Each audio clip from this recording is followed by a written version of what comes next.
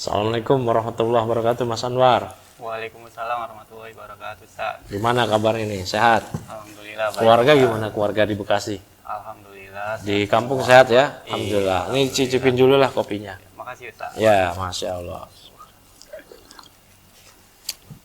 Gimana Mas Anwar? Ada apa nih datang ke studio Al Hasan ini? Ada yang mau ditanyakan? Iya, ini mau nanyain tentang jenggot ini, Ustaz. Kan anak kan baru numbuhin jenggot ya. Sebenarnya itu baru nemuin jenggot Iya, udah lumayan lumayan tuh, ini. Masya Allah. alhamdulillah. Jadi Terus? hukumnya gimana ini, Ustaz? Hukum jenggot. Iya. Hukum jenggot sudah dijelaskan oleh para ulama ya mengenai hukumnya, bahwa hukum jenggot ini ya para ulama berselisih, memang ada yang menyatakan sunnah, ada yang menyatakan wajib. Ya. Namun apakah sunnah atau wajib, intinya jenggot itu diperintahkan. Ya, dikerjakan berpahala. Karena Nabi SAW bersabda, "Khaliqul musyrikin." Selisihilah orang-orang musyrik. Jadi kita diminta oleh Nabi SAW untuk berbeda dengan orang musyrikin dari sisi performance kita, tampilan kita, fisik kita. Dalam riwayat Muslim bahkan ditambahkan khaliful majus. Berbedalah kalian dengan orang-orang majusi. Wa ahfuliha, wa ahfu syawarib. Pendekkanlah, cukurlah kumis-kumis kalian. Wa aufuliha, dan biarkanlah jenggot kalian tumbuh. Nah, jadi kita diperintahkan oleh syariat untuk membiarkan jenggot kita tumbuh. Tumbuhnya semana, segini, alhamdulillah. Semas Anwar, alhamdulillah. Ada orang yang tumbuhnya cuma sedikit gitu, 3-5 helai. Iya, benar. Nah, itu alhamdulillah dia sudah menjalankan perintah Nabi SAW yang semoga ini menjadi amal ibadah. Dan perlu diperhatikan ya, hukum jenggot ini subhanallah, kalau kita lakukan dengan niat bertaqarrub, mendekatkan diri kepada Allah dalam rangka menjalankan wejangan petuah Nabi SAW, ini pahala besar. Kita menjalankan sunnah Nabi, misalkan sholat witir, sholat ba'diyah, qobliyah, puasa Senin Kemis. Kapan itu berpahala? Ketika waktu itu dilakukan. Ya, namun kalau jenggot, kapan itu berpahala? Selama kita hidup. Jadi selama kita Ya, berjenggot. Ya. selama kita hidup, kita dinilai terus melakukan ibadah. Tapi dengan niat ibadah, karena ada juga orang berjenggot karena gaya-gayaan. Iya, ada yang grup-grup. Ya, grup band yang jenggot digimbal lagi, digimbal sampai wah.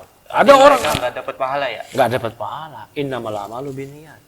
Amal itu tergantung niatnya. Ya, jadi kita melakukan ketaatan ini dengan niat imtisalan, yaitu dalam rangka menjalankan perintah dari syariat, baru dapat pahala. Jenggotan karena ikutin grup band, ya nggak dapat pahala. Karena ikutin orang-orang tenar, nggak dapat pahala. Tapi kapan dia dapat pahala? Kalau di dalam rangka mengikuti sunnah Rasulullah SAW.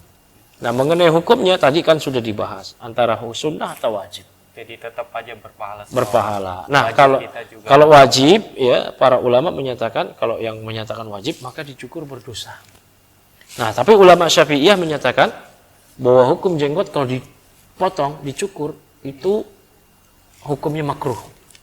Hukumnya makruh. Karena dalam ilmu usul fikih tidak semua redaksi-redaksi syariat baik Al-Qur'an atau hadis yang maknanya perintah, ya, amr di sini dengan menggunakan fi'il amr, fi'il nahyu, itu kata kerja perintah, larangan, itu bermakna wajib, tidak semua. Ya, nanti itu bahasanya di pelajaran usul fikih. Nah, tapi intinya kalaupun minimal makruh sekalipun, makruh itu apa sih? Dibenci dalam syariat. Oh, Masya Allah. Ya, dibenci. Kalau kita mencukur jenggot itu dibenci dalam syariat. Nah, kalau ditinggalkan berpahala. Artinya kalau kita biarkan jenggot ini berpahala. Jadi begitu. Apalagi ini madhab kita di Indonesia ini Syafi'iyah. mayoritas Syafi'iyah. Ulama Syafi'iyah jelas tentang jenggot. Ya, bahkan di antara mereka ada yang kencang sekali soal ini. Semisal Imam Al-Mawardi di buku beliau Al-Hawi Al-Kabir sampai menyatakan orang yang cukur jenggot ini ada konsekuensinya. Walaupun ini bukan pendapat yang mu'tamad yang menjadi acuan dalam madhab Syafi'i, tapi ini pendapat beliau. Ya, mesti juga jadi bahan renungan. Orang yang cukur jenggot itu bahkan sampai nggak boleh jadi saksi. Masya Allah. Nah, Berat juga ya. berat ini. Ya. Kemudian ini tadi kan disebutin sama Ustadz kan kita harus menyelisih orang-orang Majusi, orang Yahudi, orang Nasrani. Nah, kebanyakan kan kita sering ngelihat ya orang Yahudi itu kan mereka berjenggot. Nah, itu jadi gimana itu? Iya, betul. Ya, saya pun juga melihat langsung ya orang-orang Yahudi pernah naik bis. Ya, isinya pendeta Yahudi semua. Di sana ya, di Palestina yang diklaim sama Yahudi itu Israel. Naik bis pendeta Yahudi semua, jenggotnya. Sampai di apa itu namanya? Diukir-ukir. Itu mereka menamakannya pakai bahasa mereka itu kunci surga. Kunci surga. Nah, orang Yahudi itu berjenggot. Orang Nasrani juga berjenggot. Pendeta-pendeta ortodok mereka berjenggot. Bahkan nabi mereka, nabi kita juga, nabi mereka yang mereka jadikan sebagai sesembahan, Nabi Isa berjenggot. Katanya kita disuruh menyelisihi orang kafir, berbeda dengan orang kafir. Nah, itu orang Yahudi berjenggot. Iya, bagaimana? Nasrani berjenggot. Nah, perlu diperhatikan redaksinya. Tadi saya sampaikan. Yang ada dalam teks hadis, dalam masalah jenggot, kita diperintahkan untuk menyelisihi pertama musyrikin. Musyrikin Quraisy waktu itu. Yang kedua, Majusi. Makanya kata Nabi, khaliful musyrikin. Dalam riwayat yang lain, khaliful majus. Tidak ada redaksi dalam masalah jenggot, khaliful Yahud. Kenapa? Karena orang Yahudi berjenggot. Ya, mereka tahu, mereka baca di Taurat Nabi Isa berjenggot, Nabi Musa berjenggot. Jadi sebenarnya syariat jenggot itu sebenarnya udah dari betul, semua nabi termasuk fitrah itu adalah berjenggot semua. Nabi Isa berjenggot, Nabi Musa menggenggam jenggotnya Nabi Harun, Nabi Muhammad SAW berjenggot. Jadi ini jenggot ini bahkan disebutkan dalam hadis asyrun minul fitrah, 10 di antara fitrah kehidupan manusia.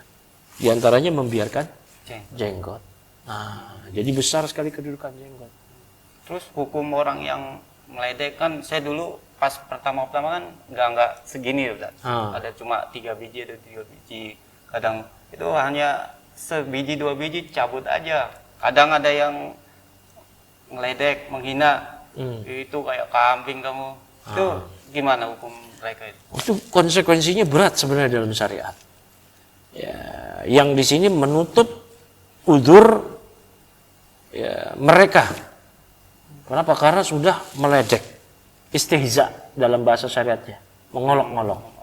Dan para ulama sepakat udzur atas konsekuensi dari meledek, mengolok-olok itu cuma satu, mukroh. Yaitu kalau dia dipaksa meledek jenggot. Ya, dipaksa pun ada fikihnya lagi, sebagaimana ulama sebutkan di buku-buku fikih. Di antaranya di buku Al-Mawsu' Al-Fiqhiyah Al-Quwaitiyah. Dipaksanya pun juga mesti dipaksa secara sempurna. Ya, ikroh tam, yang artinya kalau dia nggak melakukan itu, dia dibunuh. Diancam nyawanya atau terancam cacat anggota tubuhnya secara permanen. Baru dia diperkenankan oleh syariat, artinya tidak dapat konsekuensi dari ngeledek, dari ngolok-ngolok. Apa sih konsekuensinya? Murtad, keluar dari Islam. Ya, karena Allah Ta'ala berfirman, Qul abillahi wa ayatihi wa rasulihi kuntum tastahzi'un la ta'tadiru qad kafartum ba'da imanikum. Katakanlah wahai Nabi kepada mereka, apakah kepada Allah, kepada ayatnya, kepada Rasulnya? Ini jenggot dibawa oleh Allah melalui lisan dan perbuatan Rasulnya sallallahu alaihi wasallam. Apakah kepada Allah, kepada ayatnya, kepada Rasulnya kalian mengolok-olok? La ta'tadiru, jangan kalian minta udzur lagi, toleransi lagi. Qad kafartum, Allah yang menyatakan kalian telah kafir ba'da imanikum, setelah sebelumnya kalian beriman. Artinya mereka sebelumnya Islam, beriman. Ketika mereka mengolok-olok, batal Islam mereka. Jadi ada orang yang mengolok-olok. Ini kenapa? Karena mereka nggak tahu. Dan dalam masalah mengolok-olok, ini disepakati oleh para ulama. Disebutkan oleh Syekh bin Baz rahimahullah ta'ala. Di kitab beliau Subulus Salam, di pembatal Islam yang ke-6, beliau menyebutkan tidak ada udzur kejahilan, ketidaktahuan dalam mengolok-olok agama. Karena ngolok-ngolok itu berangkat dari kebencian. Atau tidak ada kebodohan, berangkat dari penentangan. Kalau ngolok-ngolok itu berarti nentang. Oh, itu bahaya sekali. Ada juga orang yang begini Mas Anwar. Ya. Dia kalau ngelihat orang yang berjenggot, bawaannya nggak suka gitu. Iya, kadang nganggap kita tuh teroris. Teroris. Wah, apalagi lah dianggap sebagai orang-orang yang jumut, kadrun. Sekarang tuh istilah baru tuh. Iya. Ini bahaya juga. Ini merupakan kekufuran juga. Jenggot itu dari Allah, dari Nabi. Ini syariat. Allah Ta'ala berfirman, "Dzalika bi annahum karihu ma anzalallah, fa ahbata a'malahum." Yang demikian itu karena mereka membenci apa yang Allah turunkan. Jenggot termasuk syariat yang Allah turunkan. Baik hukumnya wajib atau sunnah, intinya itu dari Allah.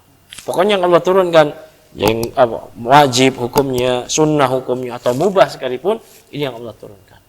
Yang demikian itu karena mereka membenci apa yang Allah turunkan. Fa'ahbata a'malahum. Maka Allah menggugurkan amal mereka.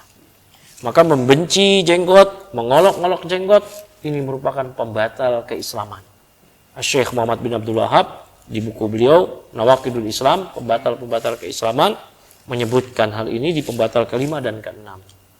Di buku-buku fikih, semisal di buku Raudatul Talibin karya Imam An-Nawawi, Minhajut Talibin karya beliau juga menyebutkan ini. Mengolok-olok, membenci syariat, itu adalah bagian dari pembatal keislaman yang menyebabkan murtad keluar dari Islam. Ini makanya bahaya. Jadi kita sampaikan kepada rekan kita, keluarga kita, kepada kaum muslimin, khalayak yang lain, dari bahaya mengolok-olok dan membenci syariat jenggot. Kalau memang orang nggak mampu untuk berjenggot, sebaiknya dia menahan diri dari mengolok-olok, apalagi membenci. Ya sudah, dia beristighfar atas segala kekurangan. Yang sekarang kan udah nggak berjenggotan, padahal dia numbuh, kecuali dia nggak numbuh tuh. Kayak si Bang Ainur tuh, ini memang nggak ada bakatnya, memang nggak numbuh, bukan dia karena dikerok, memang nggak numbuh ya. Nah kalau dia nggak numbuh ya udah, memang Allah takdirkan di situ. Ya, nah ini dia numbuh dikerok, udah gitu dia ngolok-ngolok. Iya, tambah berat banget. Nah itu kurang lebih begitulah. Oke. Ada lagi yang mau dibahas, Mas Anwar? Terima kasih Ustadz. Alhamdulillah jadi semakin semangat. Semangat ya namanya jenggot. Nanti insya Allah kita bahas lagi mengenai jenggot ini di momen-momen berikutnya lah insya Allah. Jazakallahu khairan Ustaz. Wa iyyakum wa jazakallahu khairan.